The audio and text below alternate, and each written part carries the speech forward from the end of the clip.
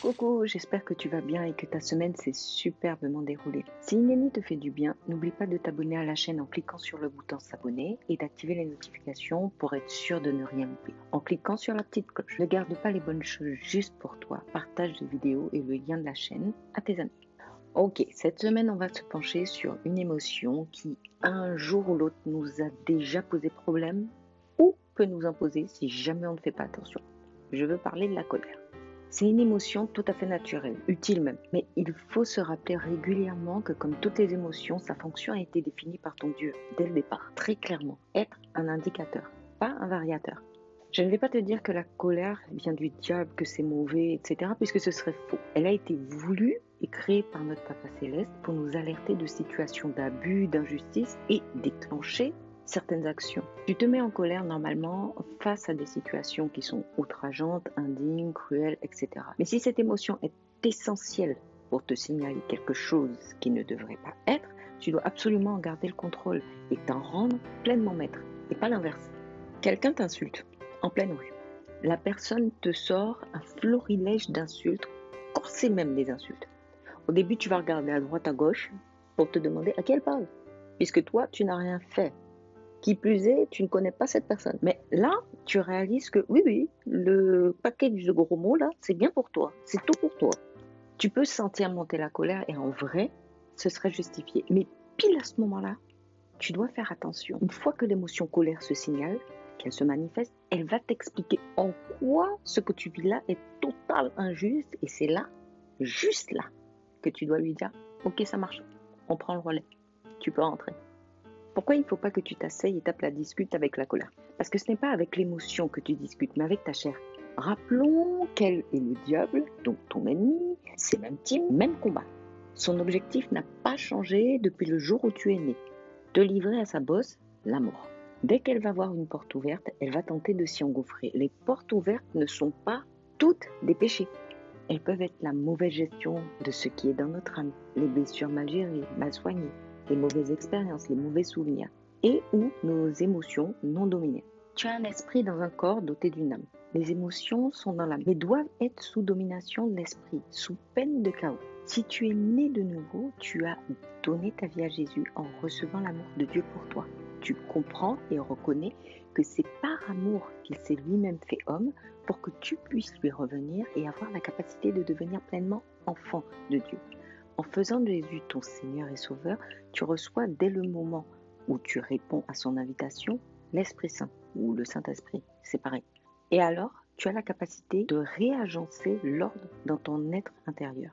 Alors, si tu n'as jamais fait ce pas ou ne sais pas vraiment en quoi ça consiste, tu as un lien sous la vidéo pour t'expliquer et t'accompagner dans cette démarche, pour t'expliquer en quoi il est essentiel que tu prennes cette décision. Clique dessus sans attendre.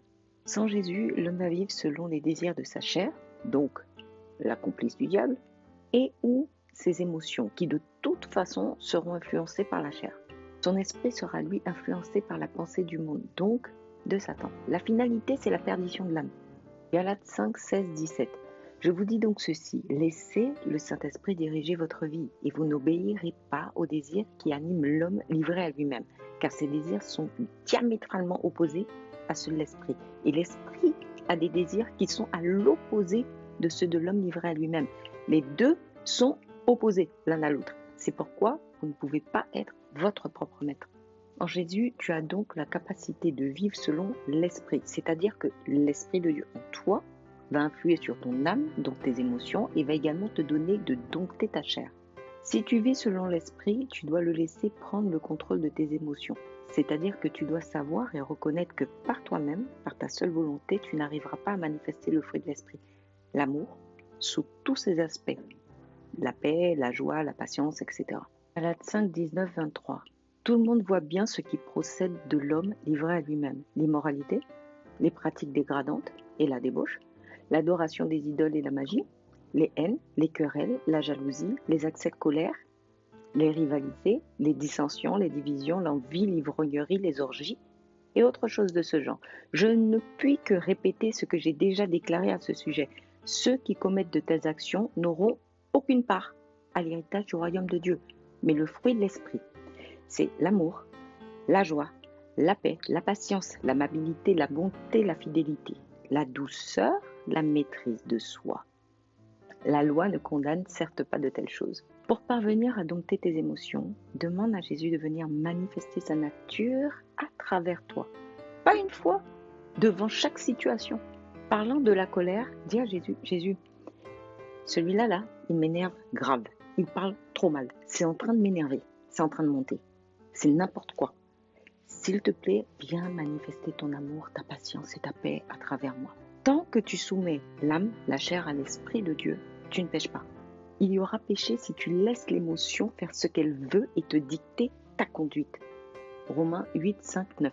En effet, les hommes livrés à eux-mêmes tendent vers ce qui est conforme à l'homme livré à lui-même. Mais ceux qui ont l'esprit tendent vers ce qui est conforme à l'esprit. Car ce à quoi tend l'homme livré à lui-même mène à la mort, tandis que ce à quoi tend l'esprit conduit à la vie et à la paix. En effet, l'homme livré à lui-même dans toutes ses tendances n'est que haine de Dieu. Il ne se soumet pas à la loi de Dieu car il ne le peut même pas. Les hommes livrés à eux-mêmes ne sauraient plaire à Dieu.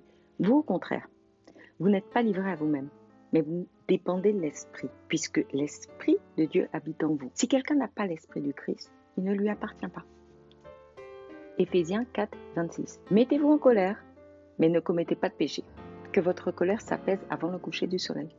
Ne donne pas de prise au diable. Maintiens l'ordre dans ton être intérieur. Soumets chaque jour, à chaque instant, tout ton être, esprit, âme et corps, à l'Esprit de Dieu, pour faire sa volonté, celle de ton Papa Céleste, pour vivre selon l'Esprit, non selon la chair. Dis à Jésus, viens, manifeste le pardon, la patience, la joie à travers moi. Perso, tout seul, toute seule, je n'y arrive pas.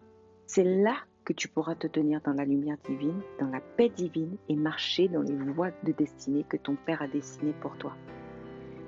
Ready?